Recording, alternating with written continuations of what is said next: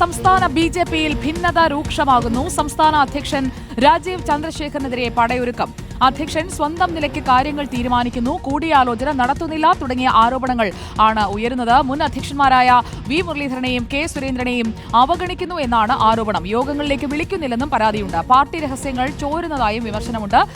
സംസ്ഥാന ബി.ജെ.പിയിൽ പുതിയ അധ്യക്ഷനായി രാജീവ് ചന്ദ്രശേഖർ ചുമതല ഏറ്റെടുത്തതിന് ശേഷം പഴയ നേതൃത്വം, പ്രത്യേകിച്ച് വി മുരളീധര പക്ഷത്തിന് കടുത്ത അസംതൃപ്തി. കാരണം അവരെ പൂർണ്ണമായി മാറ്റി നിർത്തുമെന്നാണ് പരാതി.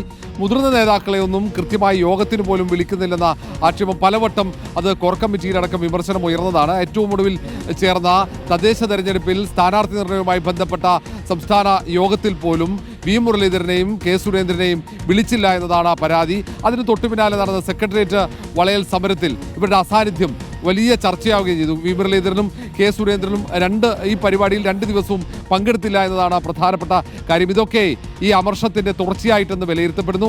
ഏതായാലും ബി.ജെ.പി സംസ്ഥാന നേതൃത്വത്തിൽ ഈ തദ്ദേശ തെരഞ്ഞെടുപ്പിന് തൊട്ടുമുമ്പ് ബി.ജെ.പിക്ക് ഏറ്റവും പ്രതീക്ഷയുള്ള തിരഞ്ഞെടുപ്പാണ്. തിരുവനന്തപുരം അടക്കം ഒട്ടേറെ ഇടങ്ങളിൽ ഈ കോർപ്പറേഷനും ഒപ്പം ജില്ലാ പഞ്ചായത്തുകളിലടക്കം വലിയ പ്രതീക്ഷയുണ്ട്. അങ്ങനെയുള്ള സമയത്താണ് സംസ്ഥാന നേതൃത്വത്തിൽ, സംസ്ഥാന കമ്മിറ്റിയിലടക്കം വലിയ രീതിയിൽ അമർഷം പുകയുന്നത്.